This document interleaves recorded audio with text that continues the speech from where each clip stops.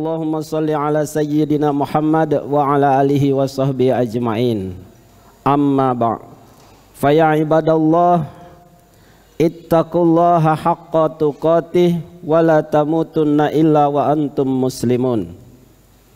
Faqala Allah ta'ala fi kitabihil karim, a'udzu billahi minasyaitonir rajim. Alam tara kaifa daraballahu mathalan kalimatan thayyibatan kasyajaratin thayyibah asluha sabitu wa far'uha fis sama' tu'ti ukulaha kulla hinin biizni rabbiha wa yadribullahu al-amthala lin-nasi la'allahum yatadakkarun. Shadaqallahul azim.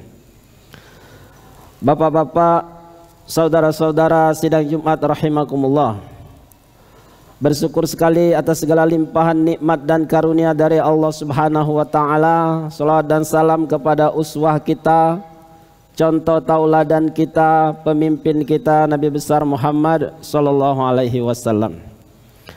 Marilah kita terus bersyukur kepada Allah Subhanahu wa taala dan terus meningkatkan ketakwaan kita dengan sebenar-benar takwa kepadanya.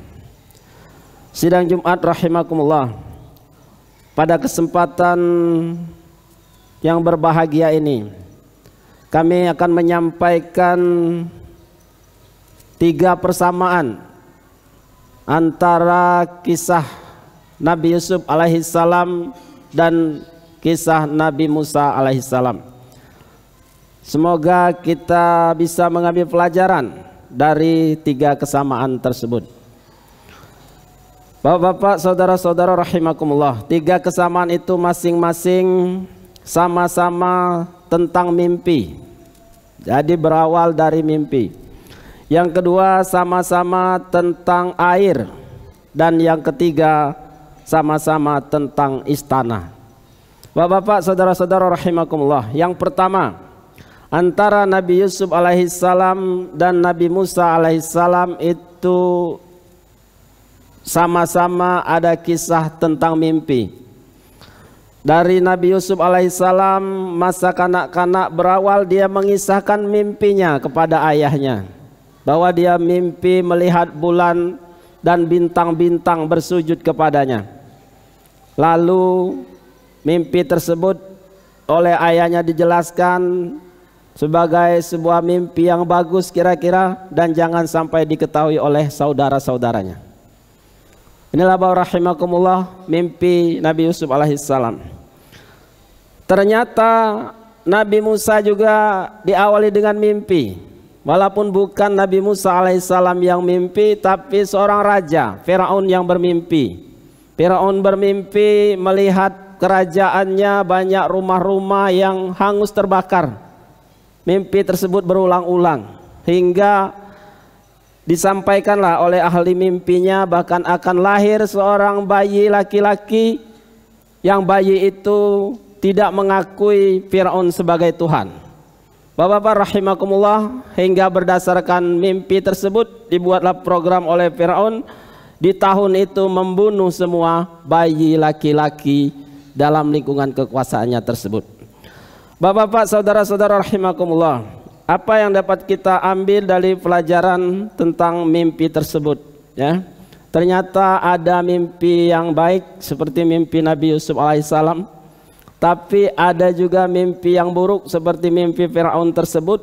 Lantas dia buat kebijakan yang membahayakan kehidupan, membunuh bayi laki-laki.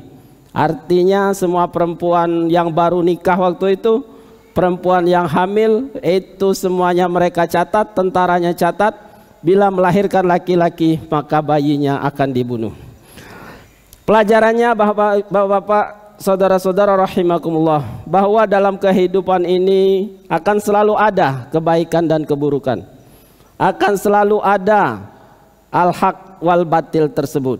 Ya, sebagaimana kalau istilahnya punya visi misi, maka visi misi yang dimiliki oleh Nabi Yusuf alaihissalam itu tentang kebaikan-kebaikan. Sebaliknya, apa yang tadi mimpi Fir'aun melahirkan visi misi dan program-program keburukan-keburukan. Maka kita akan selalu, bapak rahimakumullah, bertemu dengan kebaikan keburukan dalam masalah-masalah apa saja dalam kehidupan kita, ya. Oleh karena itu kita harus selalu bermohon kepada Allah Subhanahu wa taala dengan doa Allahumma arinal haqqa haqqa warzuqna ittiba'ah wa arinal batila batil warzuqna tinaba. Ya Allah, tunjukkanlah kepada kami yang baik itu baik, kuatkanlah kami untuk mengikutinya, dan tunjukkanlah kepada kami yang batil itu batil, kuatkanlah kami untuk meninggalkannya. Bapak-bapak, saudara-saudara rahimakumullah, dari dua perbandingan mimpi tadi yang berakibat kegiatan-kegiatan juga tentunya mimpi tersebut ini menunjukkan kepada kita bahwa kita harus selalu berdoa, bergantung kepada Allah Subhanahu wa taala, semoga terhindar dari kebatilan-kebatilan dan semoga kita kuat dan kokoh dalam mengikuti kebenaran-kebenaran. Bapak-bapak, saudara-saudara rahimakumullah, yang kedua, setelah sama-sama dengan tentang mimpi, sama-sama tentang air. Sebagaimana kita ketahui, Nabi Yusuf alaihi salam ketika kanak-kanak tidak disukai oleh saudara-saudaranya, ya. Jadi saudara-saudara Nabi Yusuf ini iri, dengki, karena Nabi Yusuf orangnya baik, soleh, nurut kata orang tuanya, Bapak rahimakumullah. Sehingga timbullah mufakat jahat di antara saudaranya ini. Puncaknya mereka ingin membunuh Nabi Yusuf alaihi salam, menyingkirkan Nabi Yusuf alaihissalam tersebut dari rumahnya, dari perhatian orang tuanya. Sehingga salah satu puncak kesepakatan mereka itu adalah dijatuhkan ke dalam sumur. Lalu proses itu terlaksana. Mereka adik-beradik, saudara, beduluran semacam itu bersepakat membunuh Nabi Yusuf alaihissalam yang masih kecil dan mereka jatuhkan ke dalam sumur tua, ya. Perkiraan mereka sudah mati itu Nabi Yusuf di dalam sumur. Lalu mereka pulang kepada orang tuanya berpura-pura bahwa Nabi Yusuf dimakan oleh serigala, dan mereka semua menangis rahimakumullah untuk menipu orang tuanya pada saat itu. Yang kedua, rahimakumullah, itu artinya tadi ketika kita bicara Nabi Yusuf dijatuhkan ke dalam sumur tersebut itu air, ya. Demikian juga dari cerita Nabi Musa alaihissalam ketika Fir'aun membuat program membunuh bayi laki-laki, diawasi semua pengantin-pengantin baru maupun ibu-ibu yang hamil sampai ke pelosok-pelosok negeri, dan ternyata banyak yang menyerah dengan kebijakan yang batil tersebut kecuali ibu Nabi Musa alaihissalam. Dia tidak mau begitu menyerah, dia mengeluh, mengadu, ya. Bukan di Facebook, bukan di WA, tapi dia mengadu kepada Allah Subhanahu wa taala dalam solat malamnya. Mohon perlindungan, dia menyerahkan diri kepada Allah. Akhirnya dapatlah ilham dari Allah Subhanahu wa taala memerintahkan agar anaknya yang masih bayi laki-laki tersebut dihanyutkan. Rahimakumullah. Sehingga dihanyutkanlah bayi itu. Tentu kalau tidak orang beriman bertakwa kepada Allah, tidak sanggup dia menghanyutkannya, istilahnya lepas dari mulut singa masuk mulut buaya. Tapi karena dia punya kuat iman kepada Allah, dihanyutkanlah. Ternyata rahimakumullah, hanyutlah Nabi Musa alaihissalam tersebut ke sekitaran pusaran istana Fir'aun tersebut. Bapak-bapak rahimakumullah, jadi dari dua kisah ini menunjukkan kepada kita antara Nabi Yusuf dan alaihissalam ini sama-sama persamaannya tentang air. Tadi ada air sumur dan ini ada air sungai, ya. Lalu apa pelajarannya? Di antara pelajarannya yang bisa kita ambil hikmahnya tentu banyak, tapi di antaranya Bapak rahimakumullah tentang pentingnya bagi kita kesabaran, ya. Kalau menurut logika kita matematika ini mestinya sudah mati yang namanya Nabi Yusuf di sumur tua tersebut. Kalau menurut logika kita sudah mati yang namanya Nabi Musa di pusaran air, hanyut di air tersebut. Tapi kenyataannya semua selamat. Nabi Yusuf alaihissalam selamat, ada pedagang yang mengambil air, lalu Nabi Yusuf terangkat di situ, ya, selamat, dia ternyata masih hidup. Ada Nabi Musa alaihissalam yang masih bayi hanyut, terombang-ambing, justru hanyutnya ke sekitar rumah Fir'aun dan diambil, diselamatkan oleh istri Fir'aun itu sendiri.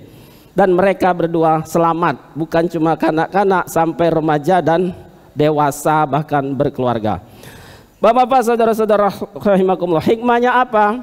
bahwa di dalam setiap kehidupan ini banyak ujian, banyak cobaan, banyak masalah.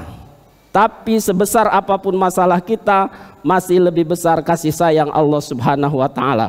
Sebagaimana masalah yang dihadapi Nabi Yusuf alaihissalam, masalah yang dihadapi oleh Nabi Musa alaihissalam, semuanya berat, sangat berat sekali. Tapi ternyata innamal usri yusra fa innamal usri yusra. Sesungguhnya setiap kesulitan itu ada kemudahan, dan setiap kesulitan itu ada kemudahan. Oleh karena itu jangan galau, jangan bersedih, jangan berputus asa, karena Allah lah tempat bergantung kita. Allahus Samad, Allah tempat kita bergantung. Bapak rahimakumullah. Ini pelajaran yang dapat kita ambil dari kisah tersebut.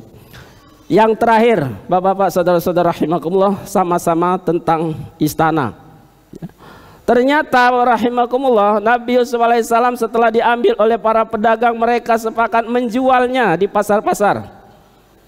Lalu mereka jual dengan harga yang mahal, tidak ada orang yang sanggup membelinya. Kenapa harganya mahal? Karena ternyata remaja ini tampan rupawan, tidak ada bandingannya, kan seperti malaikat ya. Ada ibu-ibu melihatnya waktu remaja itu Nabi Yusuf, mereka mengiris tangan mereka sendiri, tidak sadar ini di depan mereka seakan ada malaikat ya, dalam cerita selanjutnya. Nah Bapak rahimakumullah, diperjualbelikan, sehingga karena mahal sampai informasi tersebut kepada seorang raja ya, lalu raja yang membeli Nabi Yusuf alaihissalam yang masih remaja tersebut. Akhirnya Nabi Yusuf masuk istana ikut raja tersebut. Ibaratnya dia masuk istana ya, tempat pengambil kebijakan itu tanpa ikut pemilu ya. Di usia kecil dia langsung masuk istana, dan nanti dia belajar di situ tentang kepemimpinan dari raja tersebut hingga dia memimpin. Nanti pada gilirannya dia memimpin selama 14 tahun. 7 tahun masa sejahtera, 7 tahun masa paceklik, 14 tahun dia memimpin, sehingga masa paceklik itu saudara-saudaranya yang membuangnya ke sumur tadi datang untuk meminta sembako gratis, kira-kira Pak. Mereka tidak tahu kalau itu Nabi Yusuf, tapi Nabi Yusuf tahu itu saudaranya, menunjukkan betapa jauh wilayah kekuasaan Nabi Yusuf sampai saudaranya sendiri tidak tahu kalau dulurnya dulu jadi pemimpin semacam itu. Ini Bapak rahimakumullah. Jadi dia masuk istana, belajar dia di situ cepat, pada gilirannya usianya dewasa, dia Bapak rahimakumullah mengendalikan perekonomian di situ, berhasil membuat masyarakat yang ketika itu suasana paceklik, dia tetap menyediakan kesejahteraan untuk masyarakatnya, sampai saudaranya yang jauh juga ikut mengambil manfaat dari kebaikan dari Nabi Yusuf alaihissalam tersebut. Demikian juga dengan Nabi Musa alaihissalam, dia dihanyutkan oleh ibunya, kemudian berputar di sekitar rumah Firaun hanyutnya, lalu diambil oleh istri Firaun ya. Ketika diambil istri Firaun, Firaunnya sendiri ingin membunuhnya, tapi istrinya mempertahankan. Bapak rahimakumullah, karena mungkin sayang dengan istrinya, dirubahlah peraturan oleh Firaun.